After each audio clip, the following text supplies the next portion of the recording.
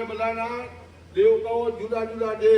પંચ દેવતામાં બ્રહ્મા, વિષ્ણુ, રુદ્ર, યમ અને તત્પુરુષ એ બધા દેવી દેવતાઓનું સ્મરણ કરી વંદન કરો. એ તત્ કર્મ પ્રધાન દેવતાભ્યો નમઃ નમઃ. મે પદે દેવ્યુગા સ્મરામિ. અસ્તિ સામ્ને અસ્તિ સામ કુટસ્તે સામ પરાજય યેસામ વિંદે પરસ્યામો હૃદયસ્સો. કઈ તિથિ તારીખ વાર નક્ષત્ર યોગ કરણી બધું. તો અત્યારે કોમ્પ્યુટર યુગ છે. આમાં કોઈ હશે ભણેલા ગણેલા કોમ્પ્યુટર, એમાં વેબસાઇટ ખોલવી હોય તો www પેલા 3 વાર .com, પછી જે વેબસાઇટ ખોલવી હોય એનું નામ લખવું પડે. એમાં સંકલ્પ કરી વિષ્ણુ ભગવાનનું 3 વાર સ્મરણ કરી અને આપણે એને ખોલીએ છીએ કે મારે આ પંચબલી કરવું છે, શેના માટે કરવું છે, એ બધું સંસ્કૃતની અંદર બોલવાનું છે.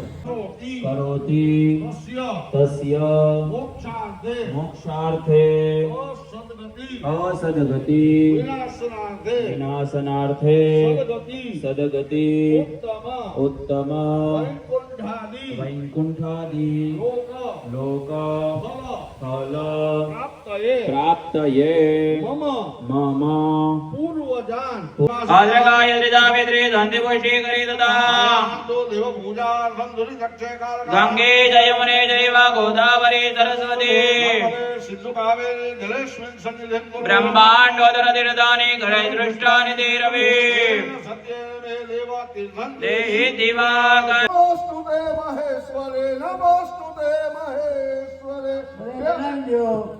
બોલ જગદંબા માતા કી જય. દેવતા બ્રહ્મદ દેવદેન્દ્રો દેવતા વરુણો દેવતા પરમ વિઘ્નરાજન ચ મંગલ. હેલો, અહીંયા 4-5 ખુરશીઓ અંદર દઈ દેજો એટલે ભૂદેવોને ક્યાંક બેસવું હોય તો બેસી શકે. મહેરબાની કરીને 4-5 ખુરશીઓ અંદર રાખજો.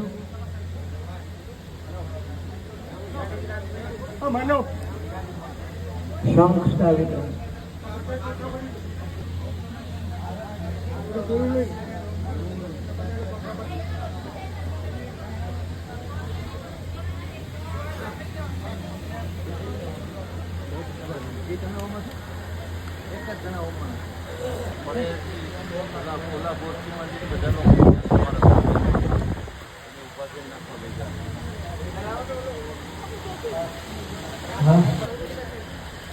તમારું બધું આવી ગયું હોય તો ભૂદેવોને સ્વયંસેવકોને 15 જણા અમે સ્વયંસેવકો માગ્યા. 9 જણા આપો મને. એનો કુંડ ભેટાવી દઈએ. શું ભેટાવું? આપણે અગ્નિ ચાલુ કરવાની છે. આપ બેસી પેલું હોય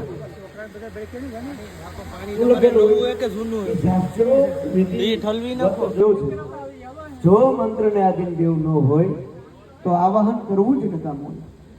મંત્રને આધીન દેવ છે, ભક્તને આધીન ભગવાન છે, અને અત્યારે રૂપિયાને આધીન માણસ. રૂપિયા હોય પડે તો દવાખાનામાં હજારો રૂપિયા વ્યા જાય એ તો આપણે જોઈ નહીં, પણ વિજ્ઞાન એ વધેલું જ છે. વિજ્ઞાન છે. શું કહેવા જવાનું છે? આપણે વગાડતા વગાડતા હાર્દિકમાં એક હાથમાં લોટો લઈ લ્યો.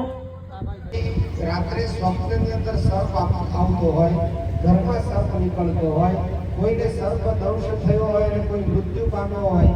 સર્પ દંશ થયા પછી, મૃત્યુ પામ્યા પછી પણ આપણને તેના પૂજા કરેલી, સર્પની પૂજા ન કરી હોય, સર્પની સેવા ન કરી હોય, સર્પ અજાણતા મારી દીધો હોય, ગાડી ચલાવતા હોઈએ, ફોર વ્હીલ ચલાવતા હોઈએ અને સર્પ મૃત્યુ પામ્યો હોય, પછી જે માણસે સર્પ માર્યો છે એ મૃત્યુ પામ્યા પછી પોતે સર્પ બન્યો હોય અને એને ભોજન પ્રાપ્ત ન થયું હોય, તમે તેને જાણી જોઈને પણ કદાચ ભોજન ન દીધું હોય, એ જન્મ્યા પૂર્વ જન્મની અંદર સર્પ હોય અને આ જન્મની અંદર આપણા કુળની અંદર જન્મ્યો હોય તો એના કુંડળીની અંદર રાહુ અને ચંદ્ર ભેગા હોય, શનિ ચંદ્ર અને રાહુ પણ ભેગા હોય, એને વિષય યોગ વાળું કન્યા પણ કહેવાય અને વિષય યોગ વાળો પુરુષ પણ કહેવાય.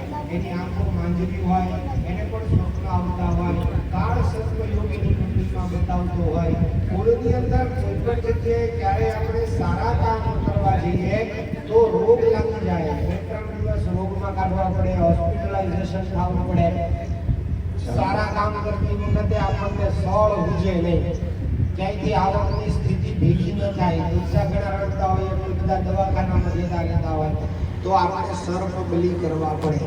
પછી ભૂત બલિ. કદમ તો ખૂબ શાંતિ.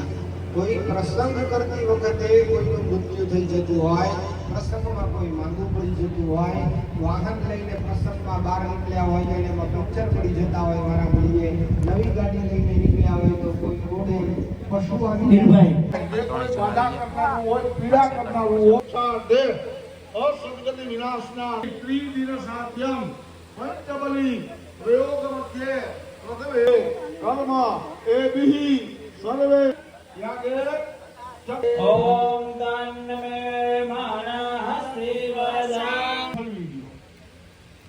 અને કાશમાં લોકો રેખોની બહાર કાઢી.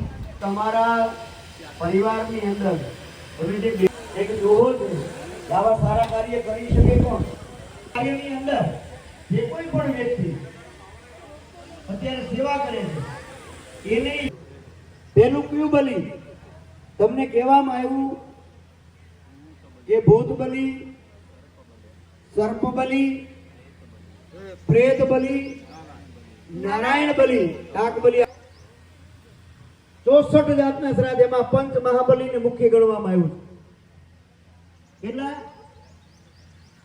પંચ મહાબલી કરાય કેવી રીતે એ દાદા કહેશે આપણને, પણ એકે એક નીતિ નિયમ રાખજો.